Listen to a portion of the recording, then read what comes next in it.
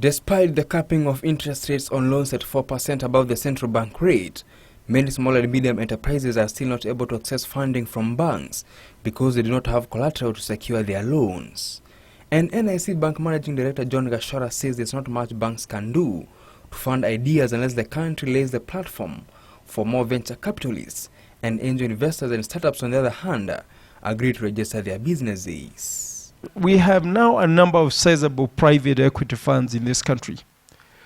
When I speak with you as entrepreneurs, you're very unwilling to let go any part of the ownership of the business.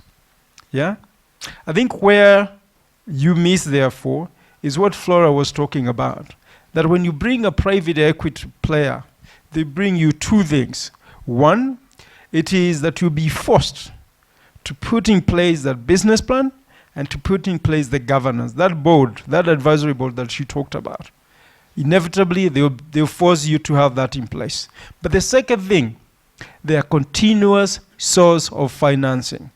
Gachora, however, notes that the government could come in as a guarantor and instead of providing funding itself through avenues such as the Youth Enterprise Fund, lend through banks to reach out to non-traditional entrepreneurs and startups. Setting a cry for what I would call government financing, but government not being a retail bank.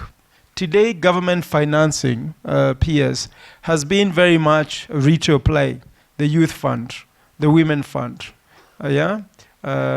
where people have to come to government to, to get loans. And I think we all have to agree, government should not be in the business of retail, isn't it? It's a bureaucratic process, it takes too long, quite often you don't know who to go to. With businesses still charged other licenses that ideally should be covered under the single business permit, Industry and Enterprise Development Principal Secretary Julius Coril says by next month, the licenses will have been harmonized.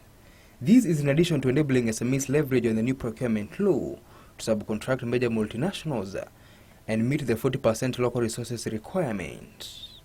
Document requirements will be either harmonized, eradicated, or cancelled. So that is going on as we are talking, because it's a major problem. We have NEMA, we have NCA and others.